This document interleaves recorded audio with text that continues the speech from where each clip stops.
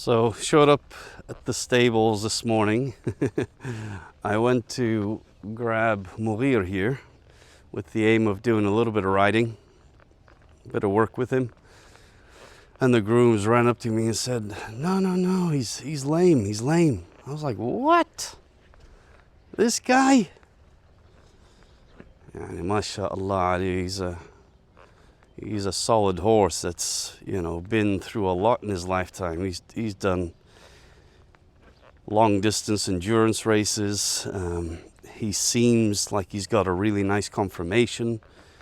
In the work that we did with him, it was, as you guys saw, incredibly light from a physical perspective. So I couldn't quite understand how he was lame. And then they said he was in a lesson yesterday. So they used him in a lesson. Apparently maybe the rider's not super advanced. And then he was fine in the walk and the trot, but when they asked him to canter, he looked like he was extremely lame. So, which is strange to me. So I've done all my checks this morning, checked his tendons, stretched his legs, checked his shoulders, checked his back, checked his hooves. Doesn't seem, and then we trotted him off, and doesn't seem like he's lame at all. So the trainer was saying, do you think that he might have been pretending? And that would be an interesting thing if this horse has learned how to pretend to be lame, if he's kind of just messing around, because he is a thinker. He's a very smart horse. Like I said before, you'd be in a little bit of trouble if you don't know exactly what you're doing with him. He'll just take control. He'll feel it. So anyway, what we're going to be doing is testing that out today. And again, just because I heard that in the canteries he shows some kind of problem doesn't mean that okay, this is what I'm going to do. I'm going to get on his back and I'm going to canter him. I'm going to show that he's fine. No, we're going to take it slowly, assuming that there's nothing wrong with him, because from what I see, there's nothing. And then build it up bit by bit, working on all the things that I really want to work on when I'm working with him. So what am I doing when I'm riding? It's the same kind of communication, same type of intention of bonding with the horse, so that we can have both of us go into a quiet room where we can just whisper to each other. This is what I want to get to ultimately, okay? So here I've just been walking him off on a loose rein. He's super chilled. Now we're just going to do a few little checks with him. It's always good to be able to get a little bit of bend in your horse's neck and a little bit of a yield with the horse's hindquarters. Really soften up their body, and that way when they're doing it, you know that they're soft in their mind as well. So I'm going to pick up just very gently, put my left leg on, get him to yield, yield, yield, and then let him out again. Very simple, and that was very nicely done. I like the fact that his head stayed level. He didn't raise his head up. He didn't speed up his feet. He just simply responded to my request. So I pick up my left rein very gently, pull, release, then put my left leg on, cross, cross, cross, and release. Very nice. So on this side, he feels nice. And again, what are we trying to do? Trying to check that he understands the meaning of my communication. Really cool quote. The meaning of your communication is not what you think you're saying. The meaning of your communication is in the response that you get. Wow, okay, big statement. So if I'm talking to somebody and I'm trying to say something nice to them and they get offended, the meaning of my communication is exactly in the response that I get. So what that other person understood from me is that I was being offensive, even though I was trying to be nice, okay? So the meaning of my communication is in the response that I get. So I'm looking at this and I'm saying, I've got an intention, a message in my mind that I want to transfer to his mind. I want to do it in the most polite and gentle and minimalistic way as possible Of course, you've got to exaggerate a little bit initially to teach, but then you refine as you go along. So meaning of my communication, when I pick up on my right rein, it means bend your nose a little bit. That's good. There's a response there. Meaning of my communication is yield with the leg. Good, good. Now, meaning of my communication is just walk straight. Very good. So you can see this communication is there, right? The meaning of my communication is in the response that I'm getting. And I like the response. So just get him a little bit softer there. Good boy.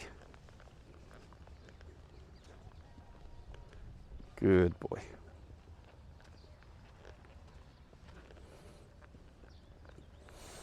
Excellent. So now what I might try to do is initially I'm going to try to use my seat and maybe a little bit of my breathing and my posture on his body to show him that, try to get the message that something has changed on his back, and that change means stop, right? So right now I'm flowing with him, my hips are swaying with his hips, I'm moving with him, and then I'm just going to drop the reins on his neck, breathe out, take my legs off and sit down in my seat and just wait. He's going to take 3 or 4 strides. If he doesn't understand, I'm going to pick up one rein. If he doesn't understand, I'm going to ask him to yield his hindquarters. And then if he sort of yields 1, 2, 3 steps, I might release my leg and still hold the rein until he stops, and then I release, asking him to stop. Okay? And then we're going to repeat that process a few times until he understands how to stop off of my seat. So just get him listening again. Okay, so yield, yield, yield, yield, walk straight. He's listening. 1, 2, 3, no understanding. Pick up, gently, and drop. And here's where the teaching part comes in. The teaching part wasn't in yielding him or picking up on the reins or bending him or anything like that. The teaching part is right here, right now. Right now. Good, so he's still got his ears on me. He's still thinking about me and what we just did. As soon as his ears start to flick back and forth a little bit, it means that he's breathed. Now watch the ears. There we go. Now I move on. He's telling me message received. Now we can move on.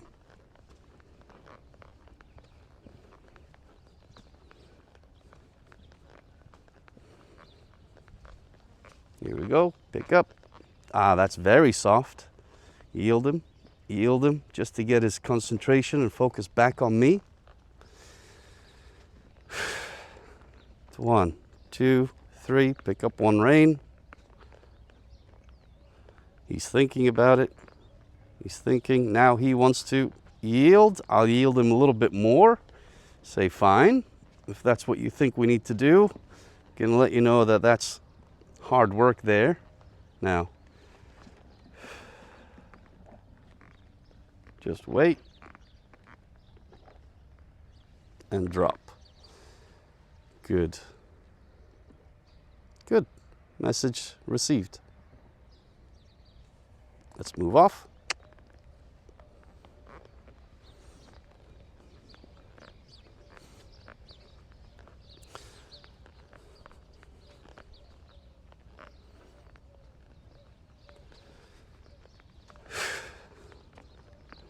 One, 2, 3. No, pick up.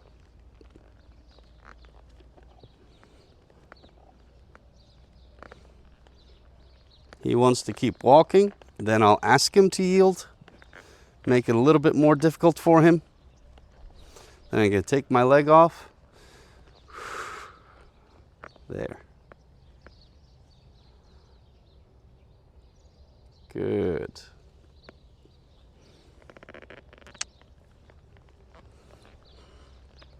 One, 2, 3, 4.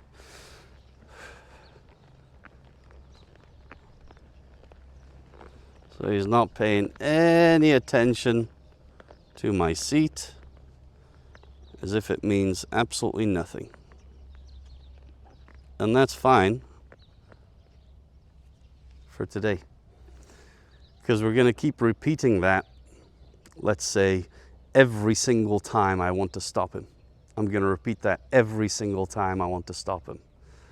Depends on him how long it takes to register in his mind that when I take my legs off, I sit back in my seat. I may even connect the word whoa to me breathing out. So like saying, whoa, something like that, to get him to connect maybe a voice cue as well, a little extra encouragement, just in case he hasn't really figured out what's happening on his back.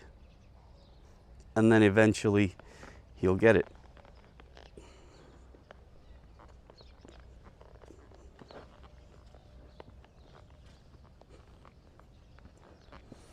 And I know it looks like I'm riding a very old school horse that's had 20,000 hours of school riding lessons, you know.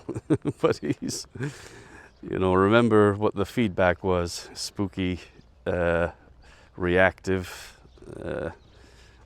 you know, dodges everything. And you saw some of the reactions, I would say, to some of the work that we were doing in the early stages or a couple of days ago.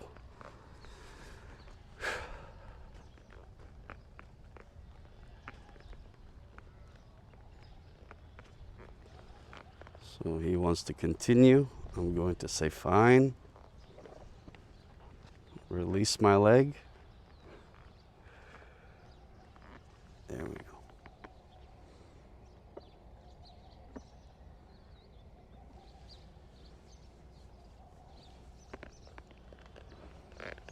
Don't quite remember what I was saying, but that's fine. Okay. So with him, let's just check. I don't know. Does he understand what 2 reins means? Maybe we can help him out with that a little bit. Does he give to this bit? So I'm going to pick up on 2 reins and watch my fingers. It's not going to be pull. It's going to be close, hold. Does he understand? Uh-huh. Stop your feet. Give. Very nice. And I did cheat a little bit on the hack that I took him on, which we just basically walked for probably an hour and a half out in the desert. Had so much fun just chilling and walking together. I just kept picking up on those 2 reins until he started to understand how to give with his pole a little bit. So what I'm looking for really is for this part here to start to bend just a little bit, you know, to give. So pick up on 2 reins. I use my fingers here, here, here, here. Now hold. There. Okay. So when you're riding as well, maybe just do an audit of yourself. How is it that you ride? What do you think that the horse feels when you're riding the horse? So if you're sort of grabbing the reins here and then you pull really hard to stop him, what do you think the horse feels when you do that kind of a on-off type of a communication with him, a switch, versus using, instead of a switch, a light switch on-off, use the dimmer. So here's the dimmer, starting to get a little bit dim, a little bit dimmer, dimmer, dimmer, dimmer, dark. There. And that logically builds up the level of the volume of the question by light, a little bit heavier, a little bit heavier, a little bit heavier, heavy. And then he gives. And eventually he'll start to give at something as light as this. There.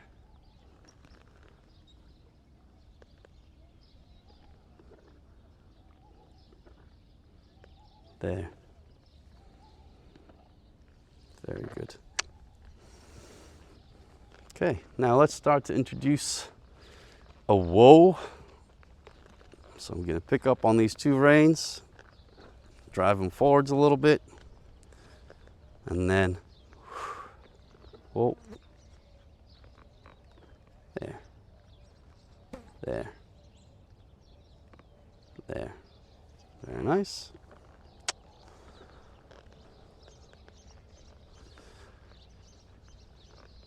So ask him with my seat. Pick up on my reins.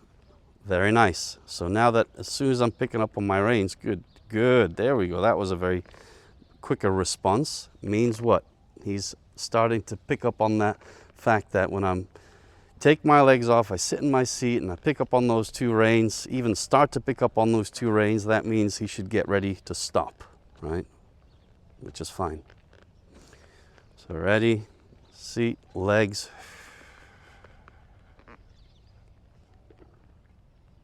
Good. Now we'll add a little bit extra to that. And all I want is when I hold, my legs are off, I want you to be able to stop and then maybe take one step back.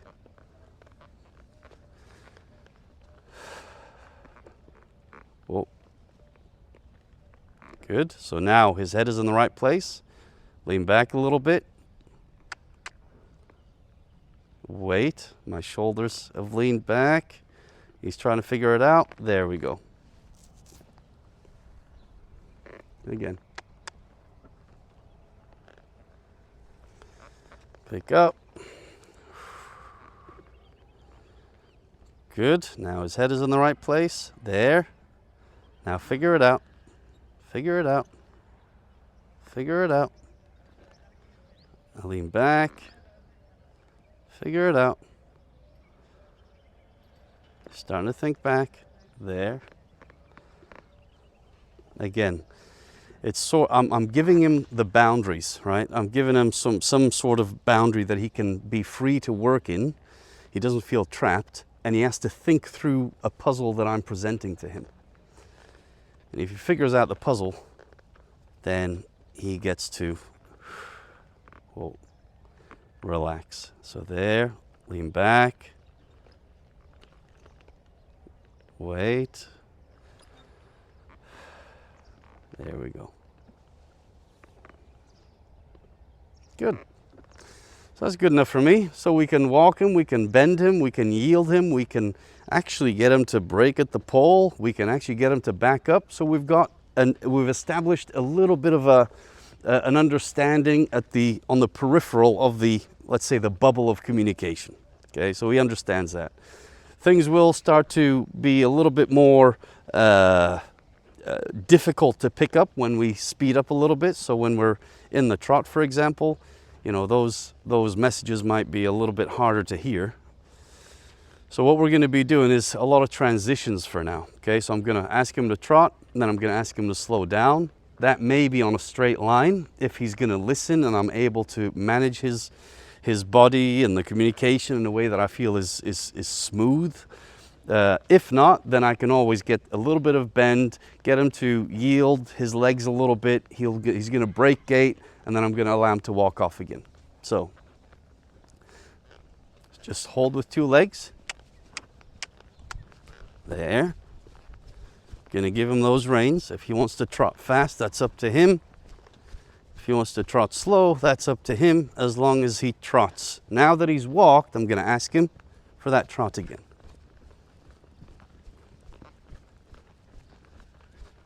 Good. Now, there we go. So we listened to that seat. That was good. Now I'm going to ask him to trot again.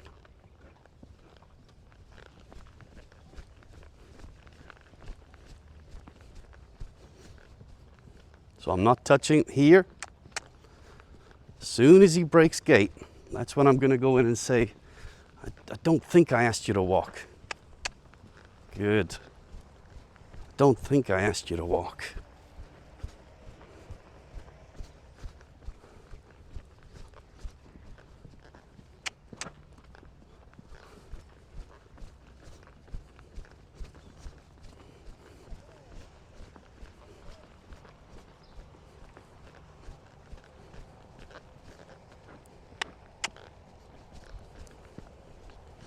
So I might start to help him out and keep his legs going by rising.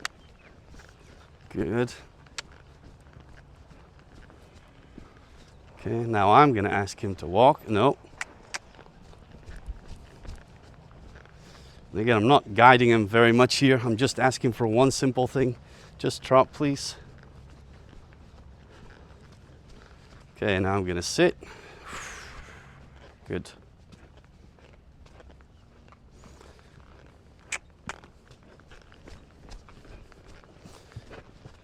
And because the horse is really chilled, I'm going to ask him to speed it up a little bit. Wake up. I don't want you to be lazy. The key here is to get a horse relaxed mentally, but not lazy.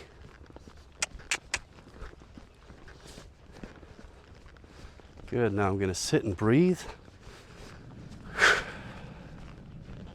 There you go.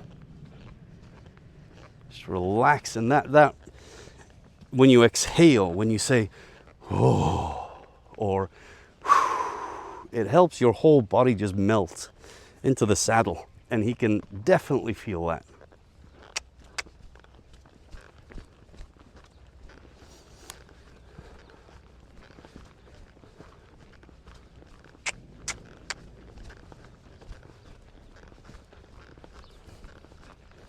Sit and breathe.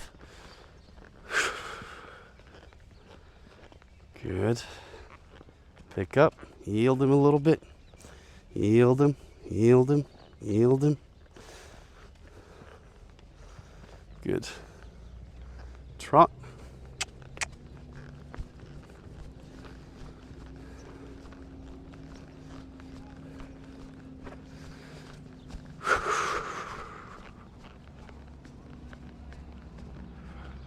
Good. There we go. So it took him a little longer to hear that message.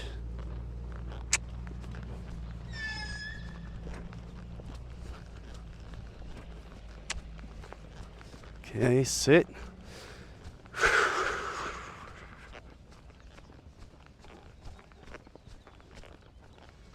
Good. Pick up. Very nice. Now we're getting light.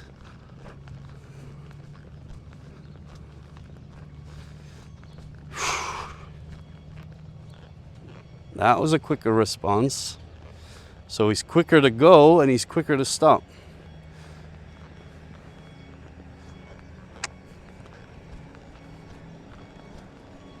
Good. So there's a big truck out there. Gonna let him. That's fine. Pay attention to it. Now listen to me.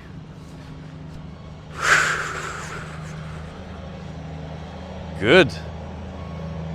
So there's a big wall with a big truck. If the camera, can you just get a shot of the truck?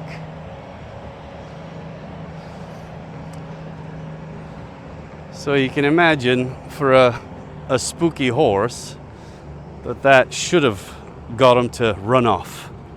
But all he did there was he showed me that he was a little bit worried. He was paying attention to it. But he was also willing to stay with me when I breathed out, even though that truck was moving backwards and hissing and beeping and braking and revving its engine. He was still willing and quiet enough in his mind to pick up on my cue, which is very nice.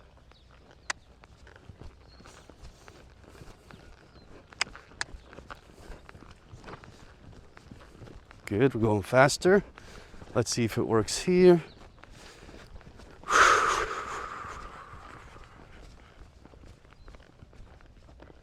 That's it. And I feel personally, I have to go through I'm not able to fully 100% relax in that trot. So it's almost like, okay, I'm relaxing and then he's slowing down. Then I realize there's a little bit of tension in my butt and I consciously just relax it a little bit more. And that's when he's responding immediately. Oh, that's a nice trot. Well done. That's a nice response there.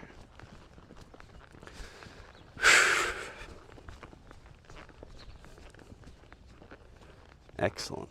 Let's pick up on 2 reins.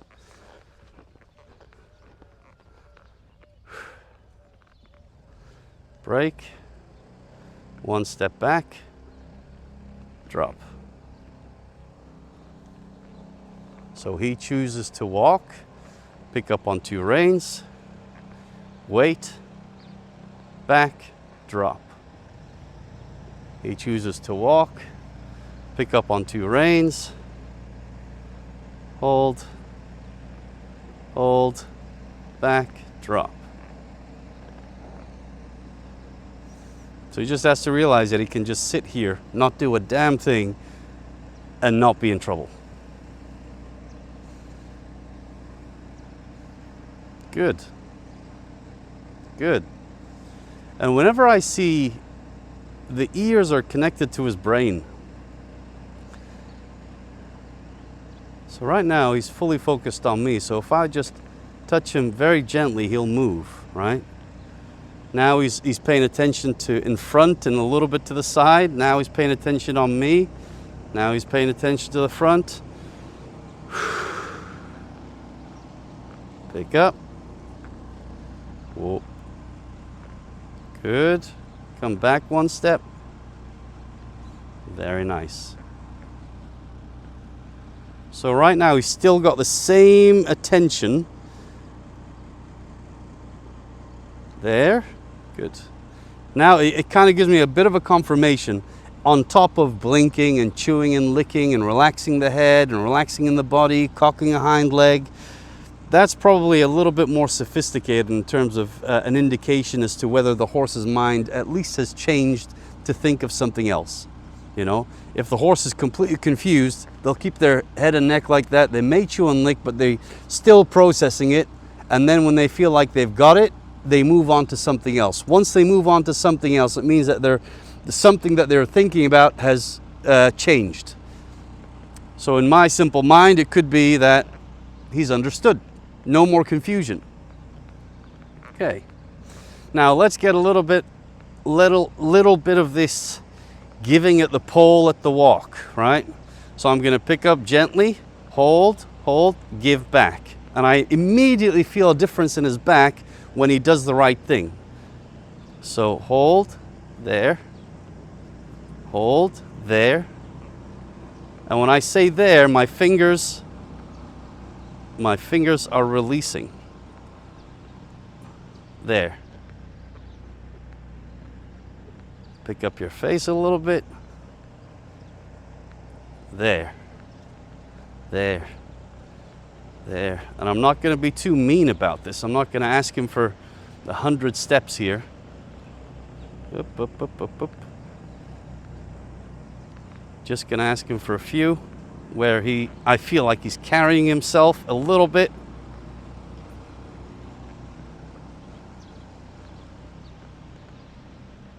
There. Good boy. Now keep letting him walk until he changes. There we go. There's a change in the ear. So pick up again. Hold there. There. There. There. There.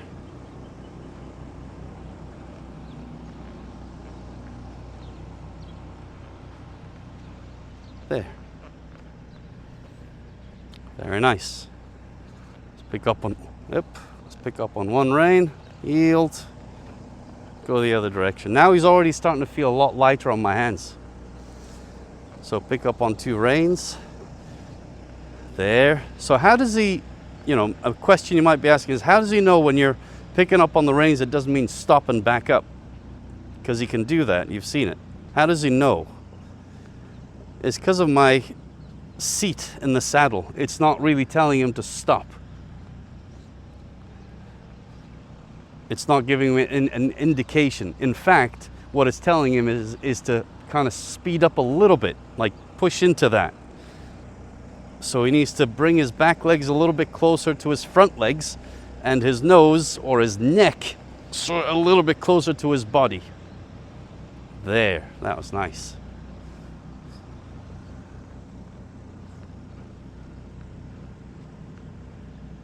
So he's bobbing his head a little bit. I might just hold it for 2 steps. Ask him not to bob his head a little bit. See if we can get that a little bit better.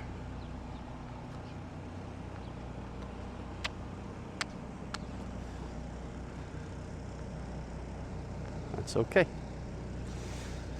So we can't get too greedy. Remind yourself, do not get too greedy. That was me getting a little bit too greedy. He's understanding from the second session, he's so much lighter than when we first picked up on him. 1, 2, release. Good boy. Yield his hindquarters here. Very nice. Okay, let's go for a little bit of work.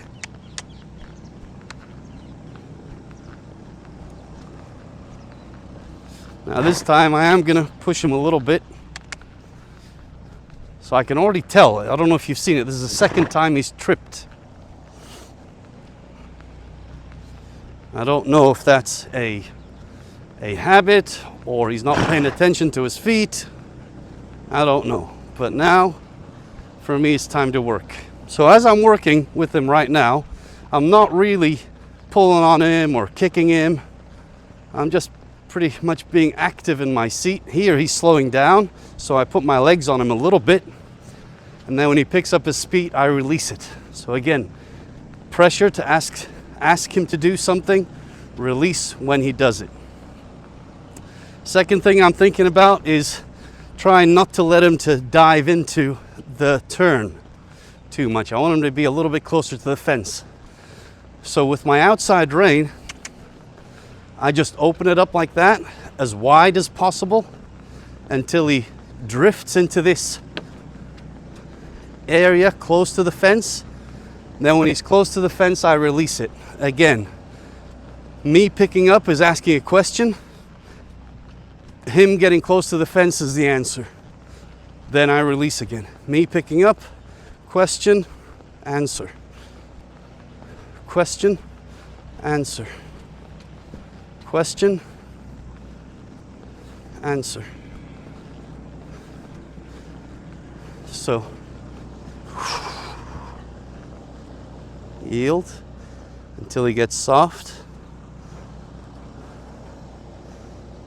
And then we're going to ask him to trot. Question, answer. Question, answer.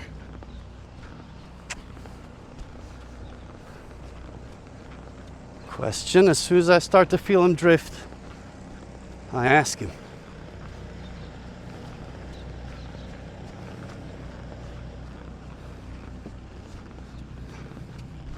I don't want to make him. So every time he comes off the fence, he feels a question coming. Every time he's close to the fence, everything goes quiet. Okay, I feel a bit of a difference here. Very good. I'll leave him alone, even though he came off the fence a little bit. Here, question, answer. Question, answer.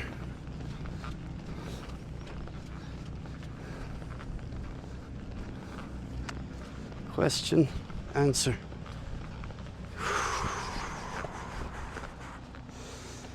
Bend him. Bend him. Get him soft. He's heavy. There we go. Now. And if you can see, I'm riding with 2 hands on the reins, but it's almost as if I'm riding like this, because there is no pressure on the bit. I'm not pulling back on 2 reins, especially in this trot. I want to make the communication simpler at the bigger gaits. So the simplicity of the snaffle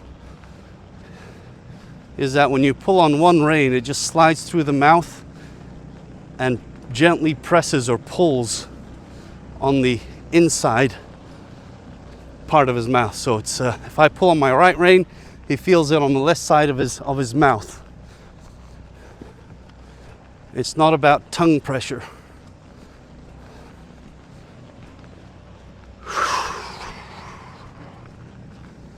That was nice.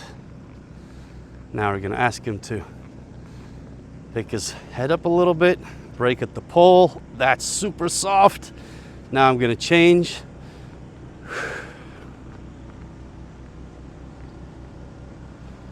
And wait. There we go.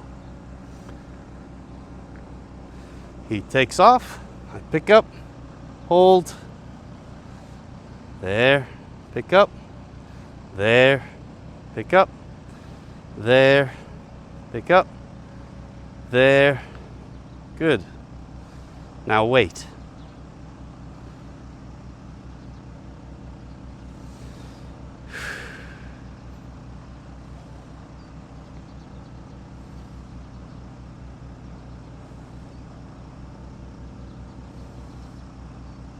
He's still not so sure. There we go.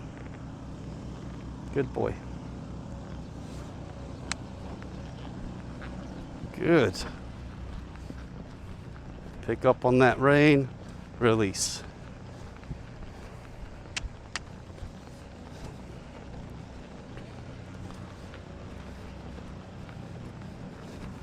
Okay.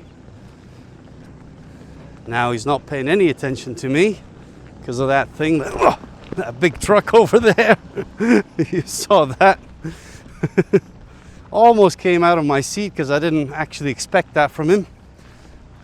But that's a good indicator as to what he could be like. And imagine if you're a novice rider trying to ride him. So here, now that he's thinking about this, I might get his attention on me a little bit.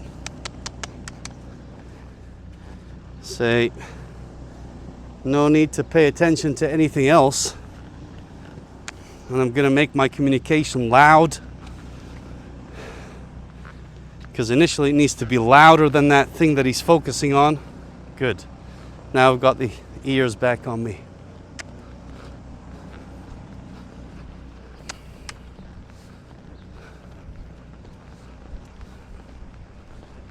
Good, good. I feel like he's able to actually break at that pole in the trot. There we go. It's another way of getting him to connect back to me. You can do it in so many different ways. You just want to figure out ways of asking him questions that he can answer. There we go.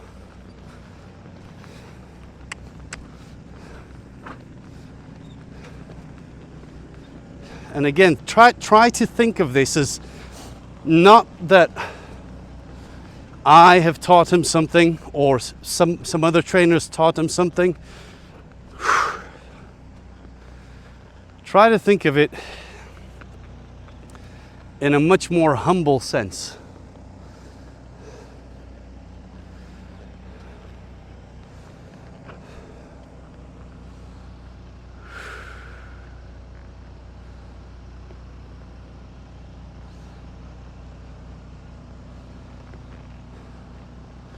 Try to think of it that in a way that you know for sure that the horse can do every single movement and action that you ever ask of him.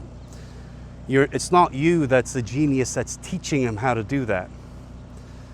You, as the trainer, the rider, the owner, the whatever you are, your job is to figure out how to ask for that. Ask that from your horse. So I don't know if he's done dressage before or some basic dressage, if he's really got an understanding of how to give. I don't know. My assumption would be he's a world-class endurance horse. You know, typically they don't really focus on that. It's more about the fitness, the strength of the legs, how fast can they go and still maintain a healthy heart rate, how quickly can they recover. It's really not about bending. It's not about giving to the bit. If anything, it's about just throwing those reins away and making sure that the horse can cruise at the walk, trot, and canter. And that's not a bad thing. That's a good thing. I mean, you need horses that can do that. You know, imagine back in the day where you had messages that had to go from city to city. The only way they could do that is on horseback. right? That's the quickest, most efficient way. And if the messenger has to ride this Arabian horse and constantly hold him back or constantly kick him along the entire route, that's a horrible ride, yeah, a horrible job to have. So the horse really needs to be able to walk, trot, and canter on a loose rein. So the guy doing his stuff he's relaxed. He can actually do his job. So it's not bad that the horse can go straight. But when we're trying to, I hate the word educate the horse, trying to unlock more of the potential from the horse, you've got to start to ask for these intricate little details. So, you know, I would be sitting here thinking, okay, now he's playing around, he's forgetting everything. What happens if I pick up on this rein? Does he respond? The answer is yes. Did I teach him that? No. I'm just figuring out a way to explain to him that that is what I want. And the slower I take it with him, the more respectful and appreciative the horse will be, and will be more and more willing to help me out with my requests and open up that door to show me what he can do. Because he feels like I'm a genuine guy. I'm not rude. I'm not intruding. I'm asking nicely in a polite way. I'm getting the message across, right? Just another little test. Let's see if we can actually get him to yield his hindquarters a little bit, but without bending his head and neck. So a bit of pressure on that back leg. There we go. Very nice. You see what he does with his head? To be able to do that, he's got to really collect himself and then bend. Or actually not bend, sorry, but step underneath himself. So here, just going to hold there. So he thinks that means go forwards. I'm going to hold him a little bit, stop him from going forwards. Then he yields there. Good. Here. I felt that hip go a little bit, which is good. So he's confused. That's the one that we wanted. And again, pick up, leg on, left leg on this time, right leg off. Get him to yield. There. So he can do a lot of stuff. He can do everything. Again, it's just how well am I setting up this whole situation for us to be able to communicate, to understand each other. Okay, let's risk it a little bit, you know, and see what he does in this canter. I want to see whether he's pretending to be lame in the canter or whether he starts to trip. Because maybe I had a horse like that who used to trip a lot to the extent that he used to take himself down, and it scared me to ride him. I didn't like riding him, and he was my horse, and I had to fix that.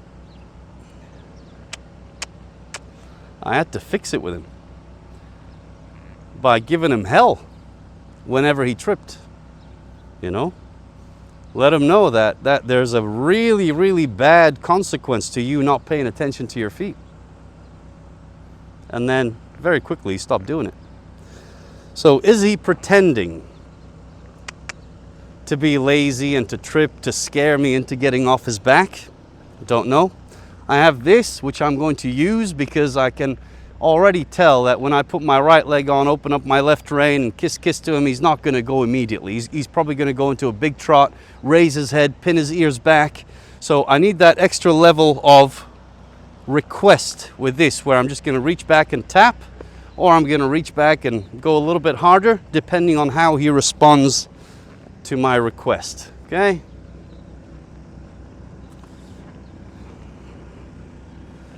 So at this corner, I'm going to open up left rein, put right leg on.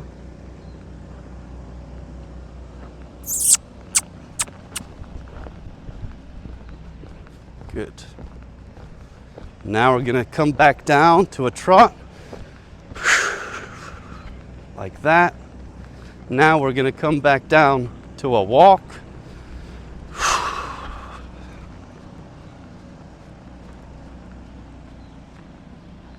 Perfect. So, successful first attempt. Now I'm going to make this as easy as possible for him to make that connection, that link that I'm actually asking him to canter. So I'm going to prepare my little spanker here.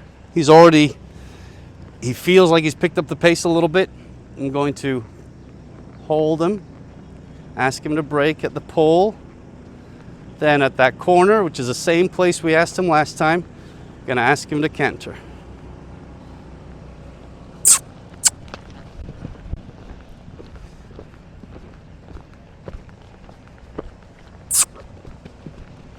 Good. Good. So we're going to come back to a trot.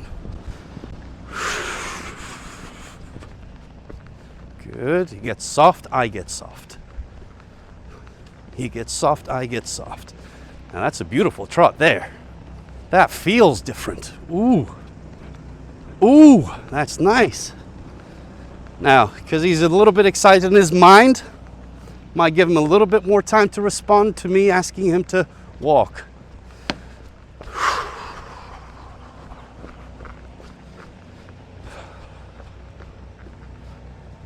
There we go. Let him know he's done a good job. Ears on me. He's waiting for me to ask him something.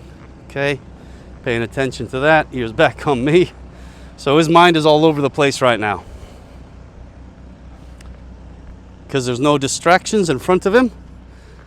I'm behind him, so is that truck. His ears are on me. Good.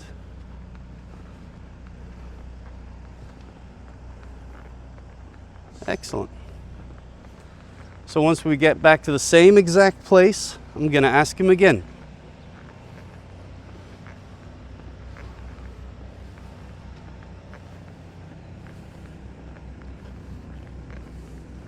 So pick up.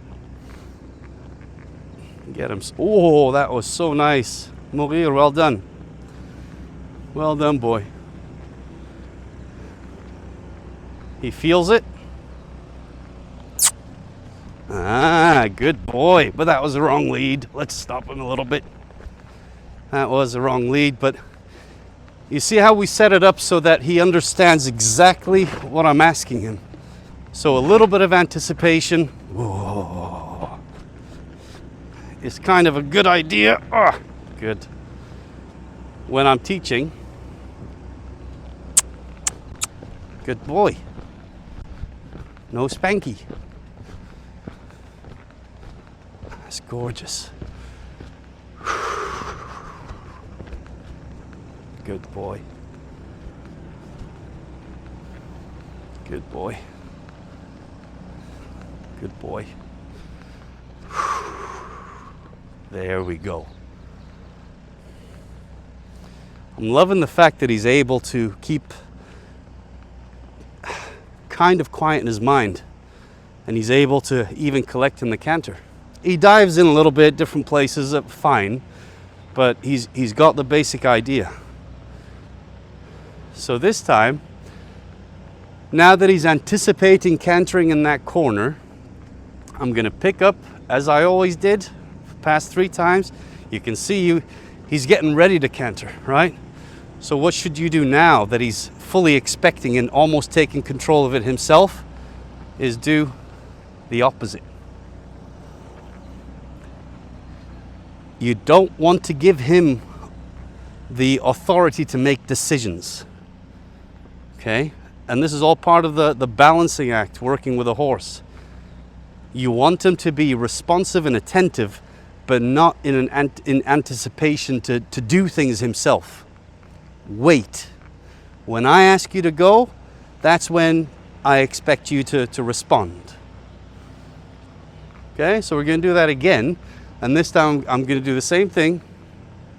I'm going to let him know that we are You can expect to canter, that's fine. So again, really getting into that self-carriage quite nicely. Right here, he expects to canter and walk.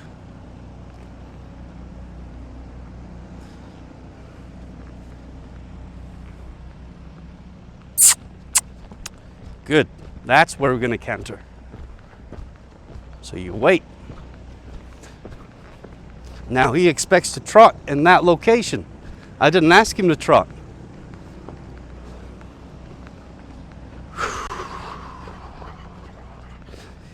See, as he's slowing down, there's a good indicator that he understands what I'm asking with my hands.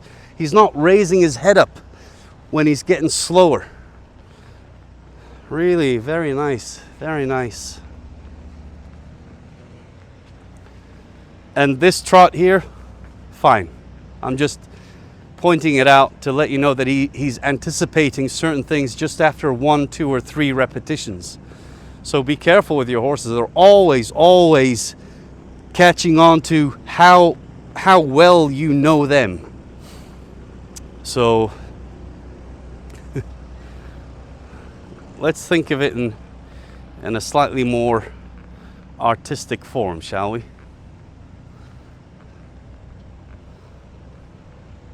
So again, now ask for that backup. There we go. There we go. And drop.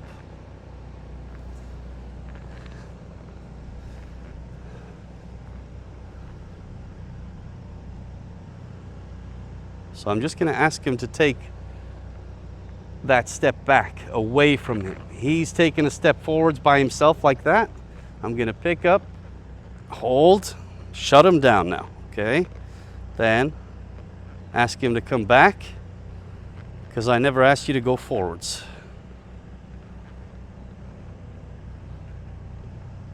Roughly here. So if he's willing to stand, then I'm not going to ask him anything. He needs to just be able to switch off when I stop riding.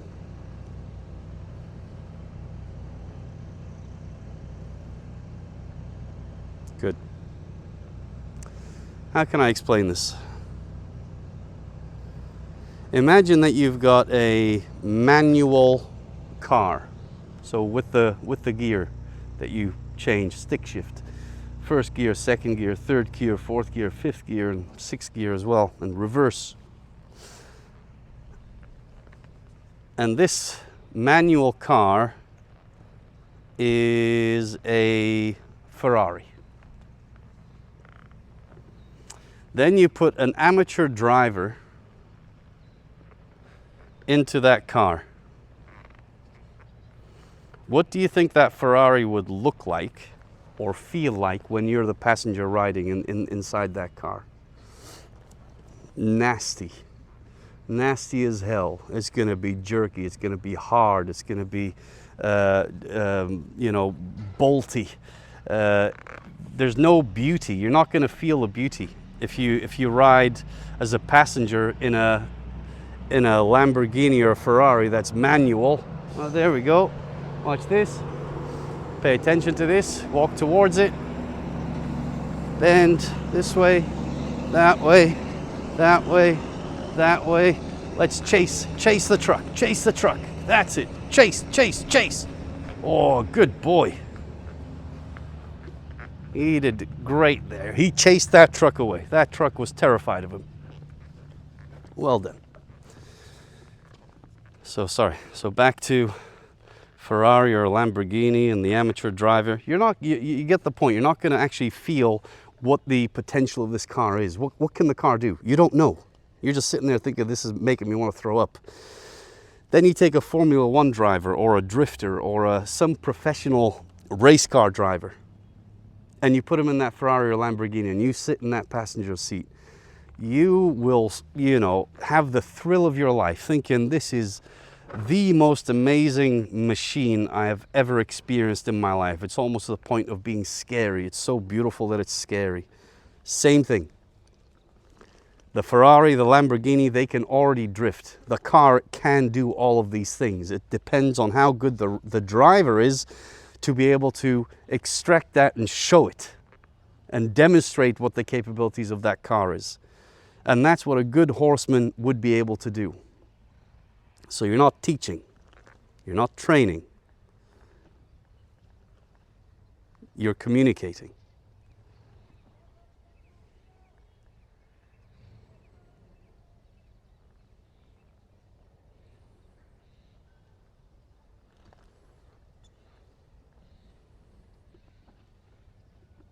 Sorry, I was about to stop the session. Then I remembered, I just want to check. Okay, so there is no lameness going on the left. Let's see if there's lameness going on to the right. I have no idea. He feels solid. And I think that he was just outsmarting the rider yesterday, maybe. Okay, so picking up here.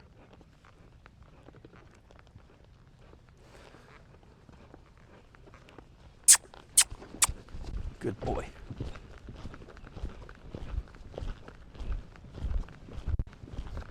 Something funny. Something weird going on with that back right leg. Whoa.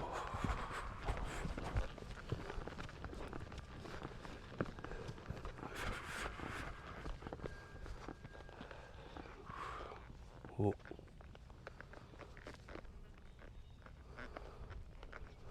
Pick up that head a little bit. Get up. Pick it up. So I don't want his nose to really get too close to his chest or his neck.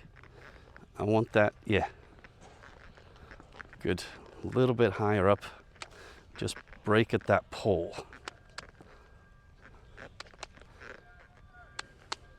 No, wrong way.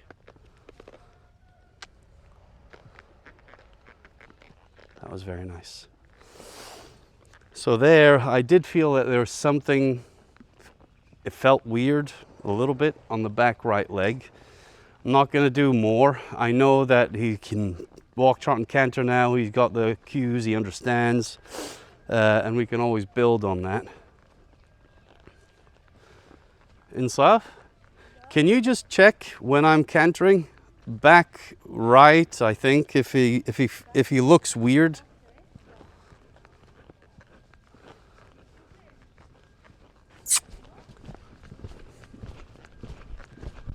Because to me it feels like something's a little bit off.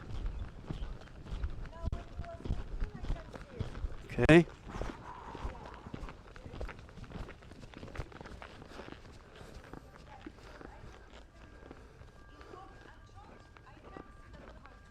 Yeah.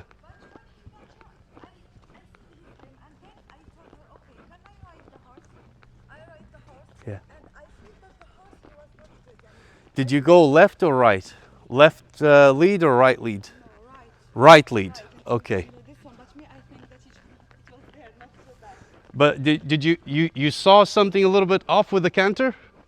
Okay. Yeah. So left side, I do feel he was fine. Right side, I don't know. There's something going on. So we won't push that at all. We're gonna just stop him, relax him, and good enough for today.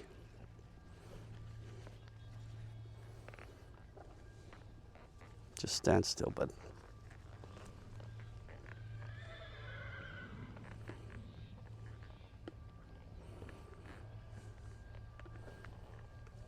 Just stand.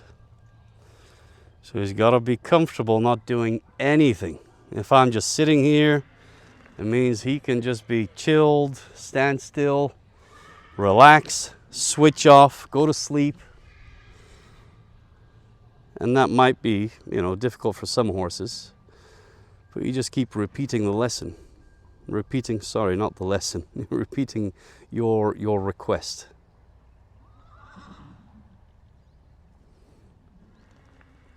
Okay. So here, about to get off.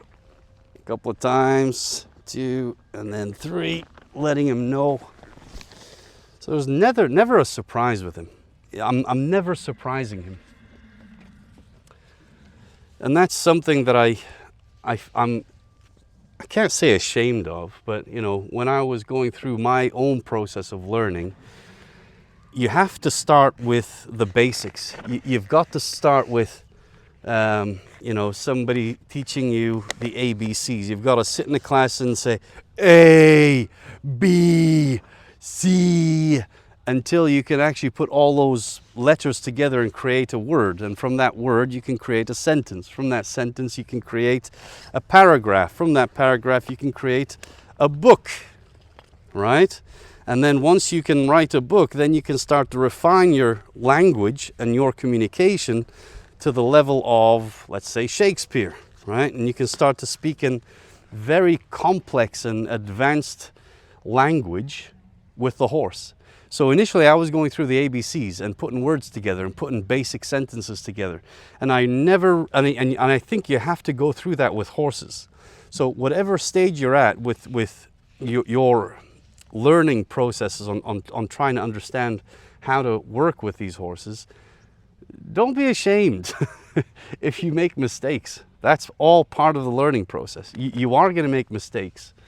One trainer actually said, you've actually got to ruin at least one horse to become a good trainer. That means you have to make all of the mistakes on one horse. And then you're going to look back and be super embarrassed and feel super ashamed of what you did. But the horse will forgive you. And as long as you've got the right intention, which is I'm trying to do something good, either for the horse or yourself, then carry on. But then once you're past that initial stage and you can put words and sentences and paragraphs and maybe a couple of pages, some short stories together, that's where you're no longer drowning in that information and skill and how to work with horses. Now you're at the level where you've put your head up above water and you can actually see what's happening. Yeah, you can see some waves, a bit of wind, the sun. You can relax a little bit. Okay, so the basics are done. You're not drowning. Now you've got some time to sit and relax and think to yourself, well, what does it mean when I pick up on a rein? Does he need to respond in a split second? I don't know. Maybe, maybe not. These are questions. Refine them. Ask yourself some questions and then answer them yourself. Share your answer with other people that are educated and knowledgeable in your field. See if they come to the same opinion as you have. Engage in dialogue. Try different things. Experiment with newfound information based on the same concepts. You know, that is how you continue to grow, and that is how horses cast this spell over you, where it's once you're hooked, once you understand that there's a beautiful world there, you'll constantly be introduced to more and more and more mysterious and mystical doors. Yeah, but you just got to get to the level of the horse allowing you to unlock those doors. Anyway, I'm going to take the saddle off, take his bridle off, and I'm going to let him roll, and then I'm going to take him for a shower, tie him up for a good half an hour, let him sit and think about everything that's happened today.